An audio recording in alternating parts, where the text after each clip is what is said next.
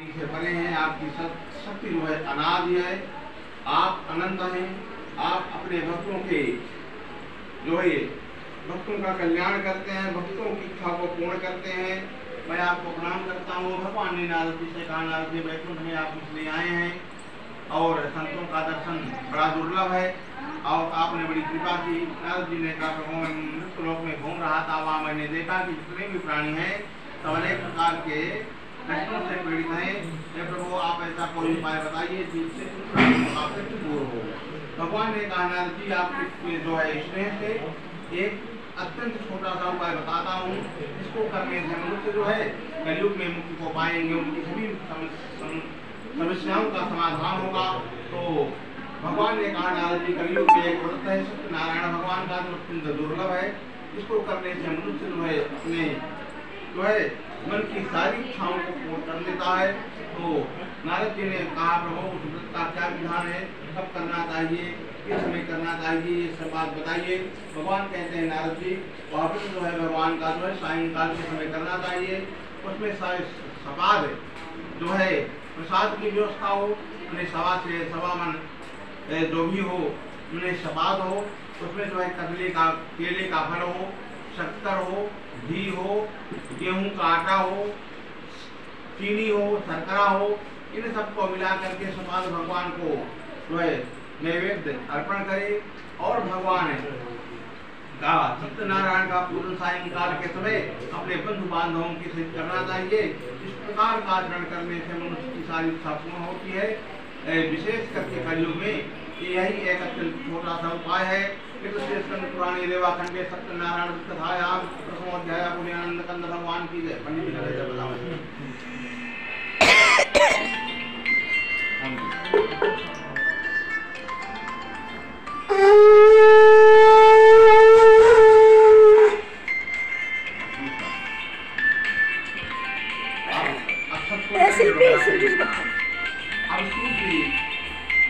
महाराज कहते हैं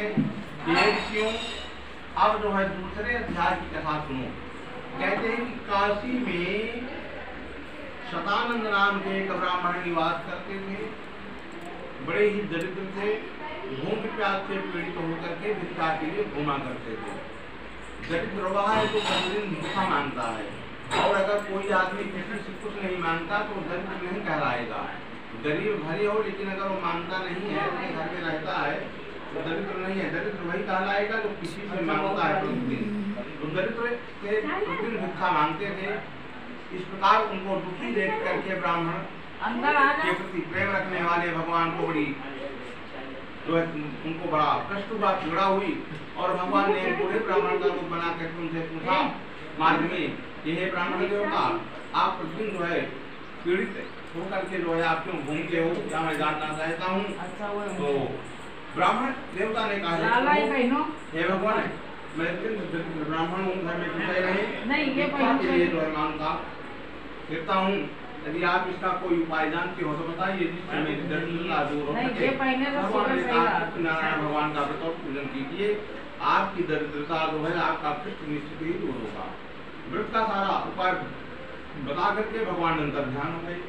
अब ब्राह्मण देवता को मन में जो है बड़ी चिंता हुई, रात में नींद नहीं आई कि धन है नहीं और जो है भगवान का पूजन किस प्रकार मैं करूंगा।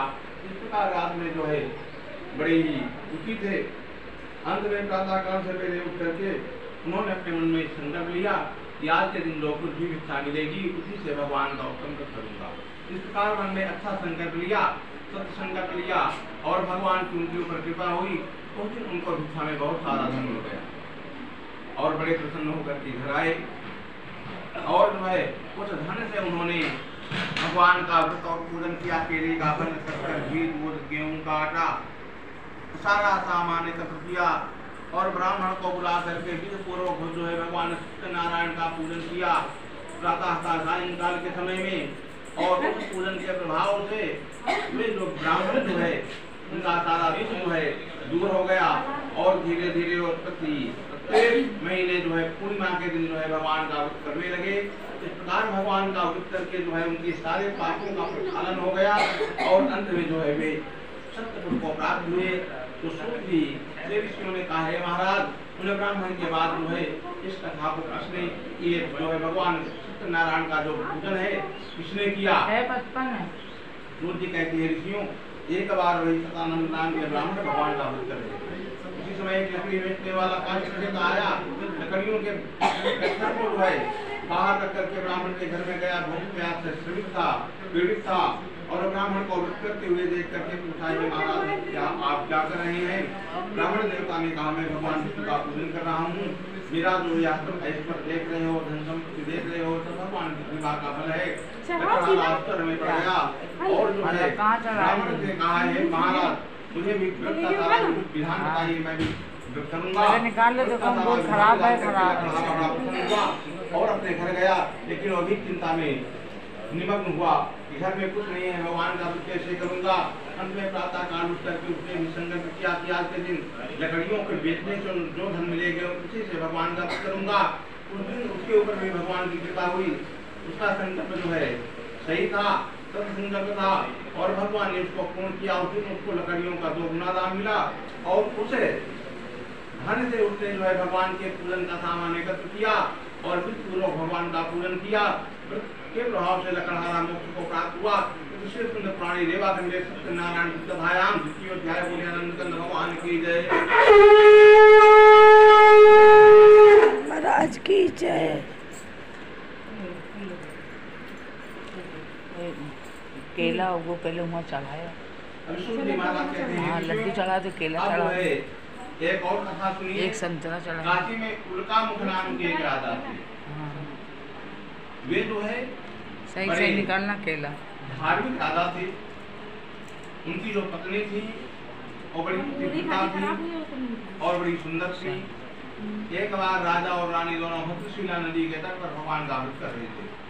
इतने में साधु नामक एक वैश्य व्यापार के लिए नौका में लाद करके उस स्थान पर आया। नौका को नदी के तट पर खड़ी करके राजा से पूछा, ये राजन यहाँ आप क्या कर रहे हैं?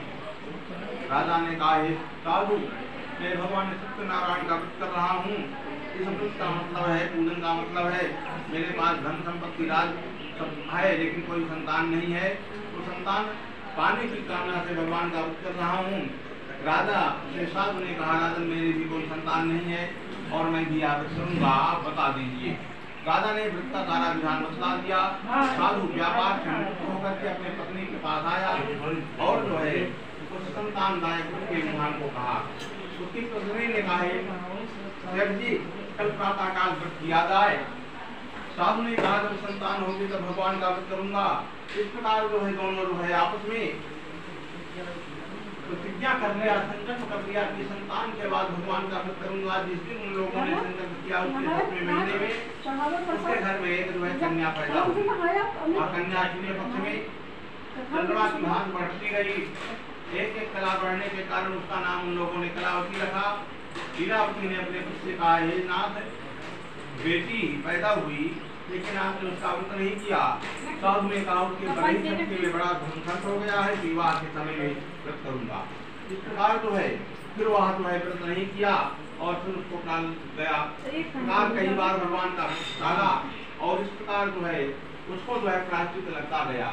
और कुछ दिन बाद वो अपने घर में जब आया व्यापार से देखा कि बेटी विवाह की हो गई है, तो एक दूत को बुला करके कहा, मेरी बेटी के लिए अच्छा वक्त खिलाओ। और वो कांचनपुर नगर में जाता है और एक अवेश को देख करके, जो कि अच्छे खानदान का था, व्यापार में वाणिज्य में बड़ा निपुण था, उसको ला करके सेठ जी को दिखाया और कहा, आपके बेटी के लिए मुकम्मल है।